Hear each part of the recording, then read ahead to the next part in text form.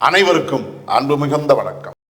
செல்வராமாயணம் என்னும் 20,000 இலக்கண பாடல்களும் இலக்கிய சுவையும் கொண்ட புதிய ராமாயண காவியத்தை புனைய வைத்த என் இறைவன் ராமனை நன்றியுடன் வணங்கி மகிழ்கிறேன். செல்வராமாயணம் பருவம் 3 அயோத்தி பருவம், காலம் 8 பரதன் காலம். பரதனை மக்கள் பின்தொடர்தல். பாடல் எண் 1045.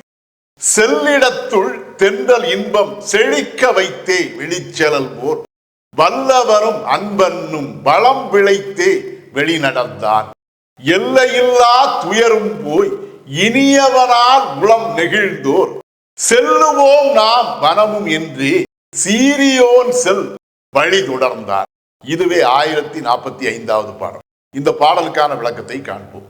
செல்லிடத்துள் தென்றல் இன்பம் செழிக்க வைத்தே வெளிச்செலல் போர் என்ற முதல் வரிக்கான விளக்கம்.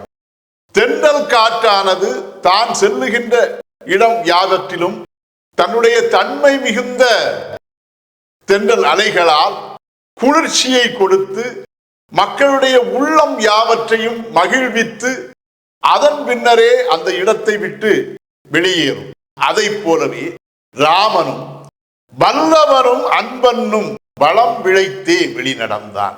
தன்னுடைய இனிமை மிகுந்த வார்த்தைகளால் மக்களுடைய உள்ளங்களை வெல்லக்கூடிய வல்லமை மிகுந்த ராமனும் கூட அந்த தென்றலை போலவே மிகவும் அன்பு மிகுந்த வார்த்தைகளால் அந்த மக்களுடைய உள்ளங்கள் யாவற்றையும் வென்று அதன் பின்னரே அந்த இடத்திலிருந்து வெளியேறினான். அந்த அரச சபையை விட்டு வெளியேறினான்.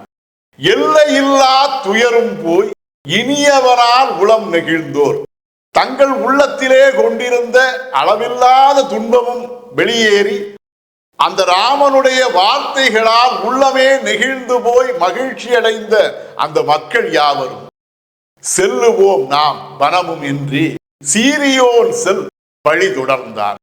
நாமும் ராமன் செல்லக்கூடிய அந்த வனத்துக்கு பரதனை பின்பற்றியே மிகவும் சீரியோன் என்கிற சிறந்த உள்ளம் கொண்டவனாகிய இந்த பரதனை பின்பற்றி நாமும் ராமன் வாழுகிற அந்த தண்டக வனத்துக்கு செல்லுவோம் என்று கூறியவாறே பரதனை பின்தொடர்ந்து அந்த மக்களும் அந்த அரச சபையை விட்டு வெளியேறி வந்தனர்.